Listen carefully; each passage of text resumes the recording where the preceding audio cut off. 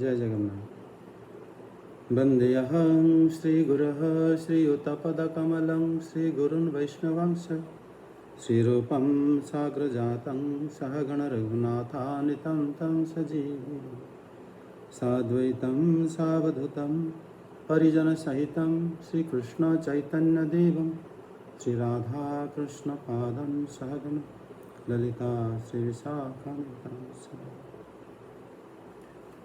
श्रीमद्भागवतम तृतीय स्कंद दशम अध्याय श्लोक संख्या 10। पुरुषो अंडं विनिर्भिद्य यदासौ च विनिर्गतः आत्मनो ययं नियुच्छन्न उत्स्नात् शिक्षुषि शुचिः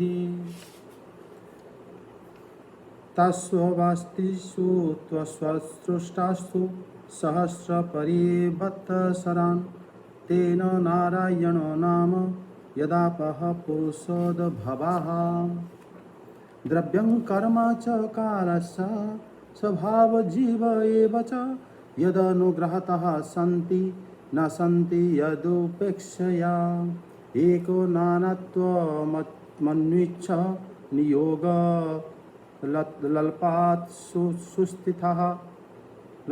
सुस्थितः बीर्जं हिरण्मयं देवो मायया व्यसृजन्विधा अधिदेवमथाध्यात्ममधिभूतमिति प्रभु अथैकं पौरुषं बीर्जं त्रिधा अभिद्यत तत् शृणु अन्तः शरीर आकाशात् पुरुषस्य विचेष्टतः ओजः महो सहो बलं यज्ञे ततः प्राणो महानसु अनुप्राणन्ति यं प्राण प्राणन्तं सर्वजन्तुषु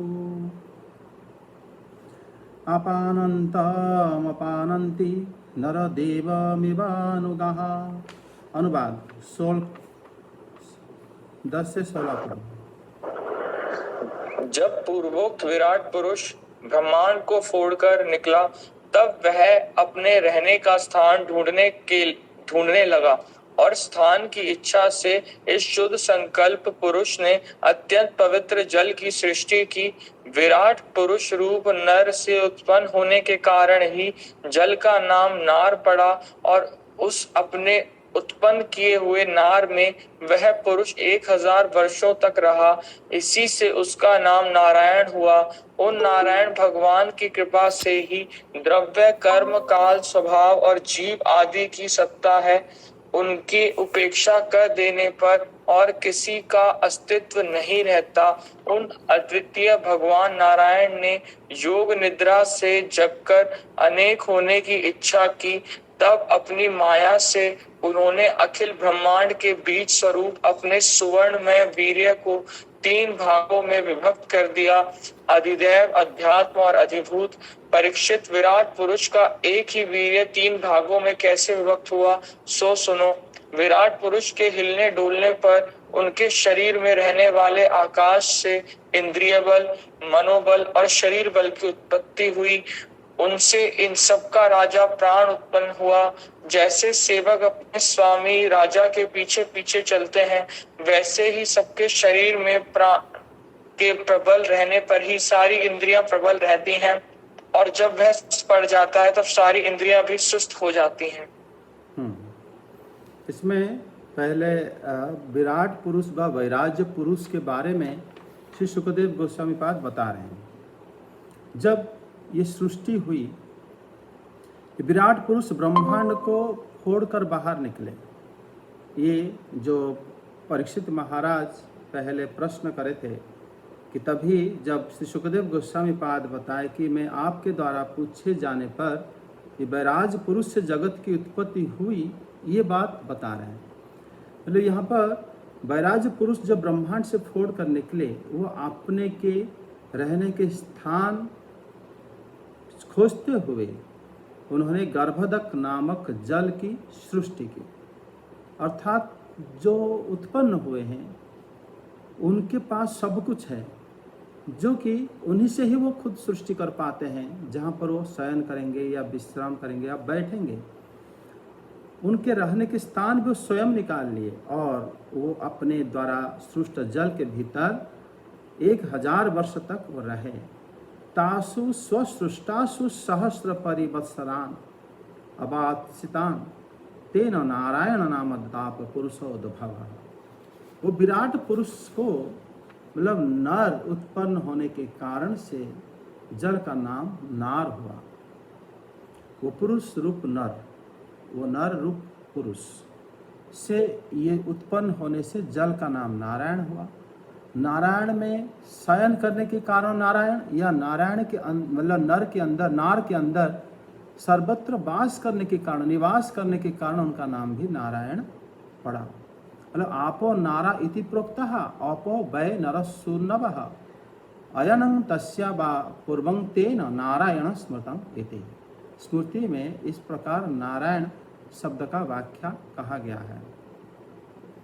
मतलब यहाँ पर नारायण शब्द से सिर्फ ये बताया गया है कि वो जल, जो नार जल पे शयन करने के कारण उनको नारायण कहा जाता है। जैसे हमारा पहले भी हम लोग पढ़े हुए थे कविराज गोस्वामी पाद की व्याख्या में कि जो जीव भी नार रूप है और उसके अंदर भगवान निवास करने के कारण उनको भी नारायण कहा जाता है। पूरे ब्रह्मांड भी के अंदर मध्य भी भगवान सर्वत्र वास करते हैं, इसलिए भी उनको नारायण कहा जाता है। द्रव्यं कर्म च कालश्च स्वभाव जीव एवं। एक यहाँ पर बताया गया श्लोक 12 में कि भगवान नारायण की कृपा से ही द्रव्य, कर्म, काल, स्वभाव और जीव है।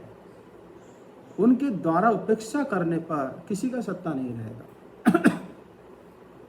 मतलब नारायण शब्द को, जो प्रभाव को यहाँ पर बताया गया है कि उनका प्रभाव क्या है। प्रभाव ऐसा है कि उनको माइनस नहीं कर सकते, उनको हटा नहीं सकते, उनको जोड़ के सब कुछ कर सकते हैं। मतलब हम भगवान को, नारायण को हम नहीं जानते, लेकिन हमें ये द्रव्य की आवश्यकता है, तो फिर वो ज्ञान अधूरा है। एवं और वो द्रव्य भी बिना नारायण के वो द्रव्य की अस्तित्व नहीं रहेगा। कर्म, जो कर्म हम प्रेरणा से कर रहे हैं, कारण रूप से हमारे मन में विद्यमान भी है, वो भी उनके वजह से है। काल, जो समय है, भूतकाल, भविष्यकाल, वर्तमान काल, हम लोग पहले, हम लोग का कभी मृत्यु नहीं होता, हम अजन्मा है। जैसे भगवत गीता में भगवान बताते हैं, न जायते मृत्यु में। अगर हम अजन्मा है, हम भूतकाल में भी वर्तमान थे, हम लोग हमेशा वर्तमान रहते हैं। ये काल, भगवान अगर श्री नारायण को लेकर ही काल है, उनके छोड़ के काल का कोई अस्तित्व नहीं रहता। और मतलब क्यों? क्योंकि आप देखो, हम लोग जागृत अवस्था में जो पदार्थ को हम देखते हैं, हम अभी कहते हैं कि अभी 9 बज रहा है, कभी 10 बजेगा, 12 बजेगा, उसका साक्षी रूप में हम लोग विद्यमान रहते हैं। समय है, हम हैं तो समय है, और हम जब नहीं रहते तो समय रहता नहीं रहता हमें पता ही नहीं चलता। स्वप्न अवस्था में भी जो समय चलता है वो समय इस समय से अलग भिन्न होता है। लेकिन काल एक जीव के, जीवात्मा या जीव के जो स्वामी परमात्मा के बिना, बस श्री नारायण के बिना काल का क्या अस्तित्व है? काल है करके काल को कौन जान पाएगा? उसको जानने के लिए जो विद्यमान है वो काल से पहले विद्यमान है। इसीलिए काल स्वभाव, हमारा जो अपना भाव है, हमारा अपना भाव क्या है हमें तो पता नहीं, लेकिन हम जिस प्रकार कार्य करते हैं वैसे ही हमारा स्वभाव हो जाता है। और वही स्वभाव भी श्री नारायण के बिना उसका कोई अस्तित्व नहीं रहेगा, क्योंकि हमारा स्वभाव त्रिगुणमयी है। और त्रिगुण जो शक्ति जहाँ से उनको प्राप्त होता है वो भी वहीं से प्राप्त होता है। तो ऐसा ही मतलब उनको बात नहीं दिया सकता। कहते हैं ना, यदुपेक्षा न संति, अगर उनको उपेक्षा कर दो तो दुनिया में कुछ नहीं रहेगा। उनको लेकर उनके साथ सबको सोच सकते हो। और योग तल्पात समुस्थित देव एक अनानतम की योग निद्रा जगने से पहले पश्चात भगवान नारायण ने एक से अनेक होने की इच्छा की। एक नानात्वम अनिच्छीय, वो एक हैं, अनेक होने की इच्छा की और अपनी माया के द्वारा उन्होंने अपनी हिरणमय वीर्य जो ब्रह्मांड के बीज स्वरूप है उसको 3 भाग विभक्त कर दिया। मतलब हिरणमयं वीर्यं त्रिधा व्यसृजत। उसके पीछे कारण क्या था? एक से अनेक होंगे। अनेक का मतलब ये हमारे इतने सारे लोग हैं, इतने सारे वस्तु हैं, उस सारी भिन्नता उन्होंने चाहा तब हुआ। उन्होंने चाहने के पीछे पहले उन्होंने क्या करे ना, अपनी शक्ति को 3 स्वरूप में विभाजन कर दिया। तो 3 स्वरूप में विभाजन करें, वो 3 स्वरूप है। मतलब पहले जल की सृष्टि करें और अपनी उसमें वीर को उसमें आघात करें और उसी में सुवर्ण में ब्रह्मांड के उत्पन्न हो गया। फिर उसी को उन्होंने 3 भागों में विभक्त कर दिया। अधिदैवं अथ अध्यात्मम अधिभूतम इति प्रभु एकं पौरुष वीर्यं तथा त्रिधा विद्यत तच्छृणु। कैसे वो एक तीनों को विभाजन करे हैं। हम लोग पहले से इस बारे में चर्चा करते थे कि एक होकर भी वो जब तीनों को मतलब 3 प्रकार की विभाजन करते हैं तो इससे ये पता चलता है कि ये सृष्टि में जो भी कुछ संगठित होता है, जो कुछ हम देखते हैं, जो अनुभव करते हैं, वो सब का एक ही को ही करता है। इससे पता चलता है। अभी उसी को ही विस्तार सुखदेव गोस्वामी पाद करते हैं। आदिदेव सारे देवता लोग आते हैं, आध्यात्म जिसके अंदर हमारे मन और जीव भी आता है, और आदिभूत जिसमें सारे द्रव्य आते हैं। ये तीनों एक हैं। तीनों एक होने से ही तीनों का एक को बोध किया जा सकता है। और तीनों में से एक नहीं है तो हम वो एक को भी बोध नहीं कर सकते, भगवान को नहीं जान पाते। तभी उन्होंने बताया कि जब वो सृष्टि कैसे करे ना, अंतः शरीर विचेष्टता, उन्होंने चेष्टा करे और उसी में जो आकाश है उसी से इंद्रिय मनोबल शारीरिक बल की उत्पत्ति हुई और उनमें से प्राण की उत्पत्ति हुई। क्योंकि प्राणों में ही ये सब अधिष्ठान करते हैं। क्या? हमारा सारे इंद्रियों की शक्ति प्राण से। अगर हम अपने जितने भी इंद्रियां, हाथ है, पैर है, बोलने की शक्ति है, देखने की शक्ति, इसमें एक वायु अवस्थान करता है। वो वायु जब कमज़ोर हो जाता है तो हमारा हाथ में उठाने की शक्ति नहीं रहता, पैरों में उठने की शक्ति नहीं रहता, ये सारे प्राणों में रहता है। तो प्राण की उत्पत्ति भगवान ने कराए और इसी से ही इंद्रियां, अगर प्राण रहेगी तब इंद्रियां प्रबल होता है। प्राण जब मंद हो जाता है तो इंद्रियां भी का क्रिया मंद हो जाते हैं। प्राणेन क्षिप्रताक्षित्रूडन्तरा जायते प्रभुः पिपासतो जक्षतश्च प्राग्मुखं निरभिद्यता मुखतस्ताळु निर्भेदं जिह्वा तत्र प्रजायते ततो नानारसो यज्ञे जिह्वया अधिगम्यते विवक्ष्योर्मुख्यतो भ्रूम्णो बहिर्बाह्यृतं तयो जले वाय तस्य सुचिरं निरोधः समजायत नासिको निरभिद्योतं दोद्युयति नभस्वति तत्र वायुर्गन्धवहो घ्राणो नसि जिज्ञुक्षतः तदात्मनि निरालोकमात्मनं च दिदृक्षतः निर्भिन्न दक्षिणी तस्य ज्योतिश्चक्षुर्गुणग्रहः बोधमानस्य ऋषिभिरात्मनस्तज्जिघृत्शक्तः कर्णो च निरिभिद्येतं दिशः श्रोत्रं गुणग्रहः वस्तुनो मृदुकाठिन्यालघुगुर्वोष्ण शीततां जिघृक्षतस्त्वनिभिन्ना तस्यं लोभमहीरुहः तत्र चान्तर्बहिर्वत तस्वचालब्ध गुणोवृतः। अनुवाद पाठ करो 23 तक।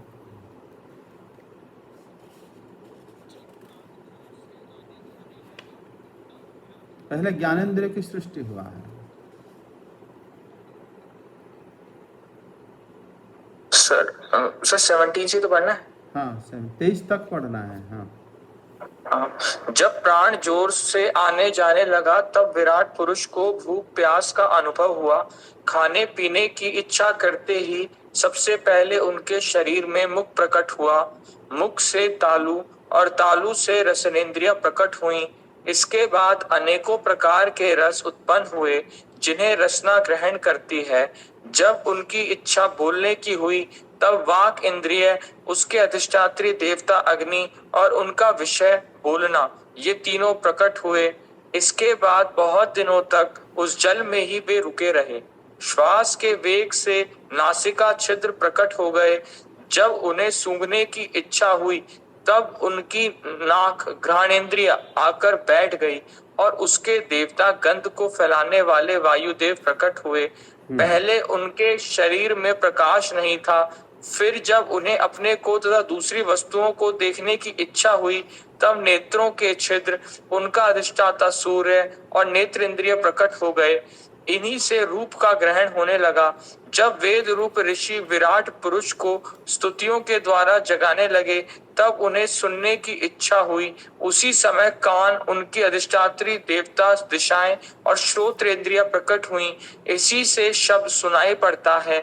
जब उन्होंने वस्तुओं की कोमलता, कठिनता, हल्कापन, भारीपन, उष्णता और शीतलता आदि जाननी चाहिए तब उनके शरीर में चर्म प्रकट हुआ। पृथ्वी में से जैसे वृक्ष निकल आते हैं उसी प्रकार उस चर्म में रोए पैदा हुए और उसके भीतर बाहर रहने वाला वायु भी प्रकट हो गया। स्पर्श ग्रहण करने वाली त्वचा इंद्रिया भी साथ ही साथ शरीर में चारों ओर लिपट गई और उससे उन्हें स्पर्श का अनुभव होने लगा। जब उन्हें अनेकों प्रकार के कर्म करने की इच्छा हुई तब उनके हाथ उग आए। उन हाथों में ग्रहण करने की शक्ति हस्त इंद्रिय तथा उनके अधिदेवता इंद्र प्रकट हुए और दोनों के आश्रय से होने वाला ग्रहण रूप कर्म भी प्रकट हो गया। मतलब इसमें आज यहीं तक रखेंगे। इसमें देखो, पहले तो भगवान जब इच्छा करते हैं तीनों एक साथ प्रकट हो जाता है। उन्होंने जैसे प्राण की गति तीव्र भी उन्होंने कराए, उससे उनका भूख और प्यास का अनुभव हुआ। जब भूख और प्यास का अनुभव हुआ, खाने पीने की इच्छा हुई तो उनके मुंह प्रकट हुआ। इसका मतलब विराट पुरुष के मुंह, ये जो प्रकट हो रहा है या सृष्टि हो रहा है, ये हमारी जिस जगह में हम लोग रह रहे हैं भौतिक सृष्टि ही उसका मतलब है। इसमें जब विराट पुरुष में ये सब, जक्षत शब्द का अर्थ होता है खाने की इच्छा हुई, उसके बाद मुख से तालु निकला, तालु से रसनेंद्रिय, उसके पश्चात अनेक प्रकार के रस भी उत्पन्न हुए जिस सबों का ग्रहण रसनेंद्रिय करती है। मतलब यहाँ पर मुखतः तालु निर्भिद्यं तत्र जीवा उपजायते। जब अपने तालु हुआ, तालु से ही जीवा उत्पन्न हुआ। जीवा उत्पन्न होने से क्या हुआ ना, उसके पश्चात उनको रस वो भी महसूस होने लगा। अगर रस महसूस होने लगा, इस प्रकार की मान तिक्ता है, कटु है, लवण है, कड़वा है, मीठा, ये जितने प्रकार के रस हैं, रस जब जीवा इंद्र के साथ ही प्रकट हो गया, निश्चित रूप से वो रस के द्रव्य भी प्रकट हो गया, जहाँ द्वारा कि जिससे इसको ग्रहण किया जा सके।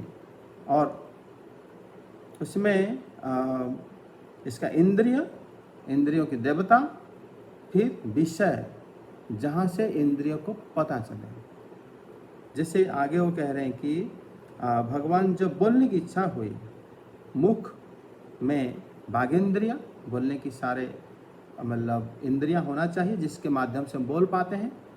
उसके देवता वो भी वहीं पर रहेंगे, उसका देवता अग्नि होते हैं। और उसके पश्चात जब कुछ भी बोलोगे तुम्हारे उसी समय उसका जो भाषण, जो तुम्हारा शब्द, ये सब भी उसके सामने मौजूद हुआ। तभी फिर तीनों चीज एक साथ विराट पुरुष जब बोलने की इच्छा हुई, अग्नि देवता, वागेंद्रिय और उन दोनों का उच्चारण व्यवहार, जैसे हम उच्चारण करें बोले, ये भी उसी समय उत्पन्न हो गया। क्योंकि इंद्रिय की जो अधिष्ठात्र देवता जब नहीं रहेंगे वो इंद्रिय क्रियाशील नहीं हो सकता। ये तीनों चीज आध्यात्मिक, आदि दैविक और आदि भौतिक। इसमें फिर कह रहे हैं कि जब सांस का वेग बढ़ गया तो उनकी नाक उत्पन्न हो गई और उसमें उनके सूंघने की जब इच्छा हुई तब नाक में वो इंद्रियां और देवता प्रवेश कर गए और जिस वस्तु को आप सूंघोगे वो भी प्रवेश हो गया। गंध, पृथ्वी, एक साथ सारे तीन तीन वस्तु का उत्पन्न हो रहा था। जिसे विराट पुरुष का पहले प्रकाश नहीं था, मतलब वो देख आंखें खोले नहीं थे, प्रकाश होगा भी पता कैसे चलेगा। और विराट पुरुष के अंदर तो सब लोग हैं, जब भगवान आंखें खोलेंगे तो पता चलेगा भगवान ने देखा। तब जब वर्णन कर रहे हैं कि यदा नीरा, अगर कहेंगे कि हाँ भगवान उस समय प्रकाश तो था लेकिन भगवान आंखें बंद करे हुए थे, इसका मतलब जो वर्णन कर रहा है वो भगवान से बाहर है, जो कि शास्त्र विरुद्ध है। क्योंकि भगवान के अंदर सब लोग हैं, उनके बाहर कोई तत्व विद्यमान ही नहीं है। इसीलिए यहाँ पर लिखा गया है यदा निरलोकम आत्मनि आत्मनं च दिदृक्षतः, जब वो अपने शरीर को या कुछ को देखने की इच्छा हुई, आंखें आई, उसके पश्चात ही सूर्य आ गया। मतलब बाहर प्रकाश करने के लिए भी तो रोशनी चाहिए, नहीं तो देखेंगे कैसे। सूर्य आया और कुछ देखने के लिए द्रव्य भी सामने आ गया। तो ये सारे वस्तुएं इस प्रकार जब प्रकट हो गया, चक्षुंद्रिय और गुण रूप द्रव्य सब प्रकट हो गया। इसमें वेद नामक, क्योंकि ऋषिर भी वेदैर बोधमानस्य, जब वेद पहले से विद्यमान था, भगवान को समझने की ज्ञान, उनके भक्त, उनकी जो स्तुति होता है, भगवान की स्तुति, भगवान की लीला, वो कहाँ होता है? वैकुंठ में नित्य होता है। और श्री भगवान उसको सुनना चाहा। जब उन्होंने चाहे तो फिर उनके कर्ण, इंद्रियां मतलब प्रकट हो गए और उनके अधिष्ठात्री देवता दिग्पति उसी में अवस्थान कर गए और शब्द जो आकाश है वो भी प्रकट हो गया।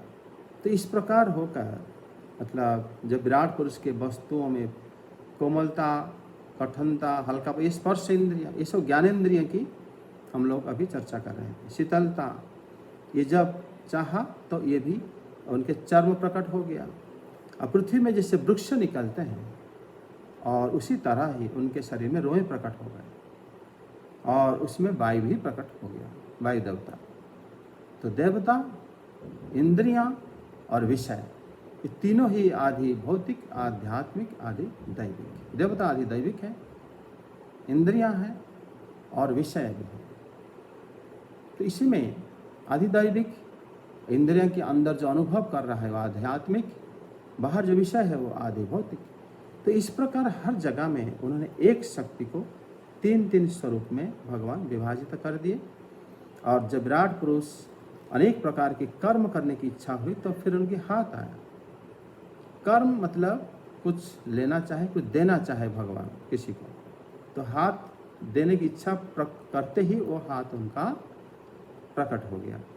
जब प्रकट हो गया तो फिर उसी में इंद्रिय अधिष्ठात्री देवता इंद्रदेव मध्य प्रकट हो गए और दोनों की आश्रय में रहने वाला जो ग्रहण करना, देना, ये कर्म भी प्रकट हो गया। उसी अनुसार विषय भी प्रकट हो गया। तो आज हम यहीं तक रखते हैं 24 श्लोक तक, फिर कल आगे पाठ करेंगे। जय जगन्नाथ। सर सर, जैसे ये जो भगवान का रूप है सर, ये तो काल्पनिक रूप है। तो फिर सर इसके भक्त कैसे आ गए और वो स्तुति कैसे कर रहे हैं? भगवान यहाँ पर जो सुनने की इच्छा करे वो भगवान की मूल रूप को स्तुति करा जा रहा है। वैकुंठ लोक में, भक्त अन्य अन्य ब्रह्मांड में कहीं पर भी, भक्त तो हमेशा भगवान की तरह विद्यमान रहते ही हैं। अहम एवं समयवाग्र जो श्लोक भगवान ने बोले हैं, तो भगवान अगर भगवान है हमेशा, तो उनके भक्त भी हैं। जब स्तुति करते हैं, ये जो स्वरूप भगवान अभी प्रकट कर रहे हैं, भले ही काल्पनिक रूप हो, लेकिन है तो भगवान की स्वरूप, और भगवान है इसलिए तो अपने भक्तों को वाणी को सुनने की इच्छा प्रकाश करें। इच्छा प्रकाश करते ही कान आ गया। क्योंकि सर वो हमने पिछले चैप्टर से पढ़ा था ना कि भक्त लोग मतलब इस रूप की भक्ति नहीं करते। भक्त तो लोग फिर इस- इनको इस रूप को भक्ति भले ही ना करे, लेकिन ये तो सुन तो सकते हैं उनके महिमा को, क्योंकि ये तो भिन्न नहीं है, ये तो वही है भक्त लोग। इसलिए क्योंकि यहीं पर इस रूप में प्रेम के आदान प्रदान नहीं होता, अन्यथा ये तो है ही भगवान, और इसलिए उनका सुनने के जैसे इच्छा प्रकाश करे तो उनका कान इंद्रिय प्रकट हो गया। ठीक है सर। ठीक है, जय श्री राम। जय जय हरे कृष्णा सर। हरे कृष्ण।